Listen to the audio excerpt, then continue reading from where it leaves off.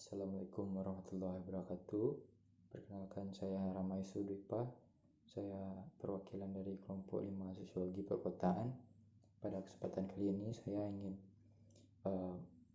mewakili kelompok saya untuk menjelaskan hasil diskusi kelompok kami mengenai kehidupan lokalitas perkotaan. Baik, langsung saja kita mulai.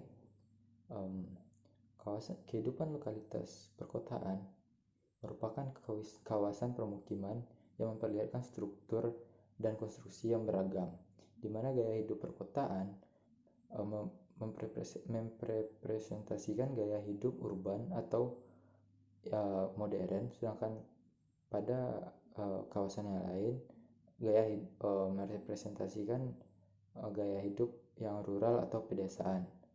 Kemajemukan masyarakat kota pada satu segi dapat membuka kesempatan untuk saling mengenal berbagai latar belakang perbedaan masing-masing, saling memotivasi, bertukar informasi dan pengetahuan serta kearifan yang pada gilirannya menjadikan masyarakat tersebut lebih dinamis dan terbuka. Lokalitas adalah konstruksi orang-orang kota untuk mendapatkan pengakuan atas kekotaan mereka.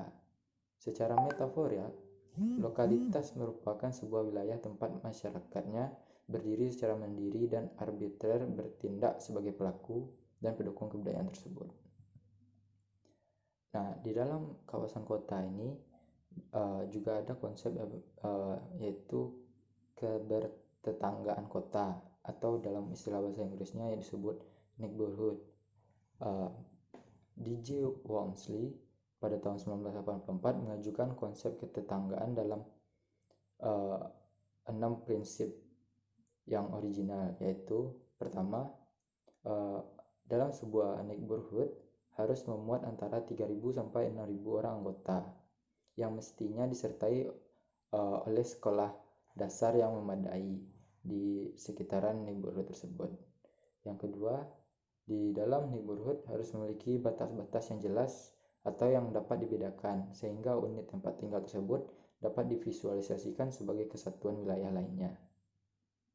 Yang ketiga, di dalam lingkungan neighborhood tersebut harus ada sistem pertemanan dan ruang atau tempat rekreasi.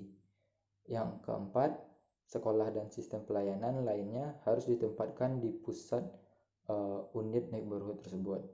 Yang kelima, sektor perbelanjaan harus ditempatkan di lapis luar permukiman sehingga beberapa unit neighborhood lainnya dapat terlayani dan lalu lintas dapat leluasa dalam menjelajahi wilayah-wilayah pemukiman.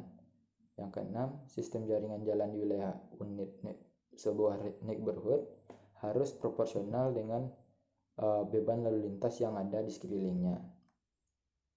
Lalu D.J. Walmsley juga memberikan 3 konsep dalam pengelompokan hubungan ketetanggaan setempat atau lokal, yaitu yang pertama, pengelompokan yang berorientasi kepada kebapaan atau patriarki. Yang kedua, pengelompokan yang berorientasi kepada kekeluargaan. Yang ketiga, pengelompokan yang berorientasi pada model formasi kedewasaan. Ketetanggaan di wilayah suburban sangat dipengaruhi oleh faktor-faktor fisikal dan sosial yang tumpang tindih. Bardet pada tahun 1984 mengatakan bahwa kelas sosial, ukuran unit pemukiman, keanggotaan klub, pola hubungan teman setempat, dan aktivitas berbelanja merupakan faktor-faktor utama yang membedakan hubungan ketetanggaan dan sentimen komunitas yang dipengaruhi oleh derajat partisipasi warga di lingkungan setempatnya, dan oleh ukuran wilayah pemukiman tersebutlah ditentukan hal-hal yang bersangkutan. Keller dan Lewis pada tahun 1984 juga mengajukan 2 pendekatan dalam memahami kedekatan kehidupan dalam bertetangga pada masa kini di dalam wilayah perkotaan, yaitu yang pertama ada penginvestasian, pengidentifikasian, dan pengumpulan data tentang derajat atau tingkat lokalisasi aktivitas-aktivitas individu di dalam sebuah neighborhood. Yang kedua, pengujian derajat atau tingkat kesepakatan dalam mengidentifikasi lingkungan tempat tinggal atau pemukiman setempat. Derajat hubungan bertetangga tidak terlepas juga dari pengaruh faktor-faktor seperti besarnya jumlah populasi, kepadatan dalam sebuah lokasi, status sosial dan ekonomi, dan siklus hidup. Pendeknya, waktu dalam berinteraksi,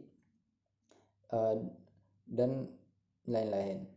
Sangat banyak faktor yang mempengaruhi kecenderungan kesadaran akan hubungan bertetangga di dalam masing-masing unit wilayah pemukiman.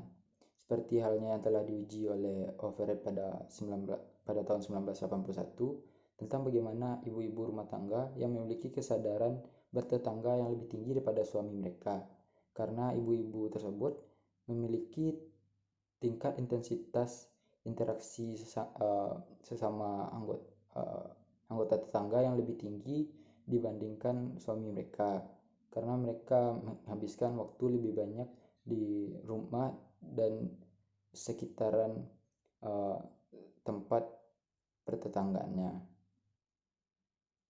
Nah, sekarang kita masuk kepada ruang kota. Menurut Slamet Darwani, tata ruang kota dan wilayah itu adalah menentukan, merencanakan, dan memastikan bagaimana penggunaan ruang secara proporsional, sehingga area yang ada di sebuah kota dapat memenuhi aspek kegiatan ekonomi, sosial, dan lingkungan hidup pada kawasan tersebut.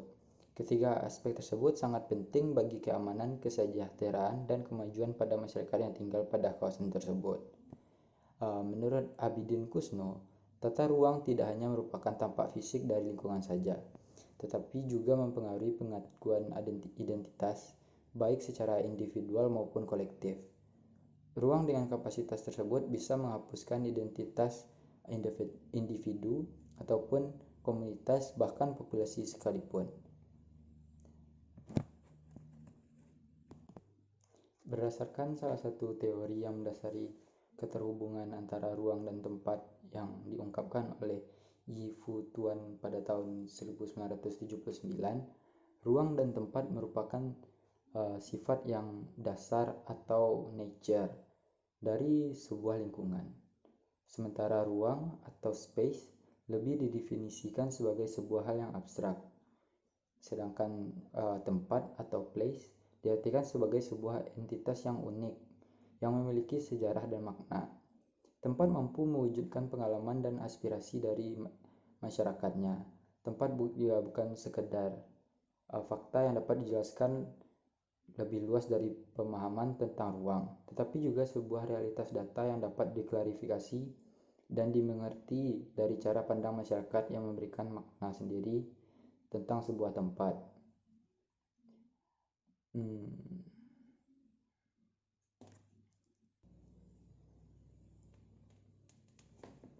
Rolf pada tahun 1976 juga menjelaskan bahwa tempat dapat diartikan sebagai setting fisik, sementara ruanglah yang memiliki aktivitas dan makna.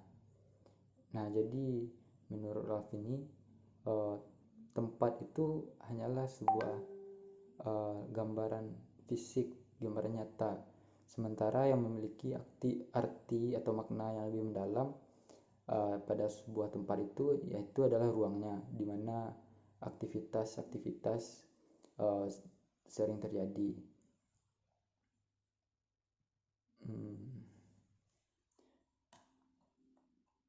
Dalam konteks lingkungan urban, hal ini sejatinya harus dipahami sebagaimana harusnya lingkungan urban tercipta dalam sebuah tatanan masyarakat.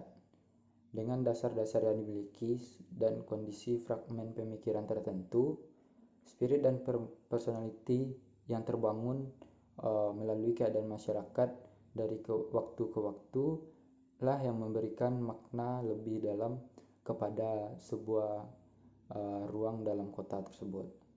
Nah, sekian presentasi yang dapat saya berikan. Terima kasih atas perhatiannya. Assalamualaikum warahmatullahi wabarakatuh.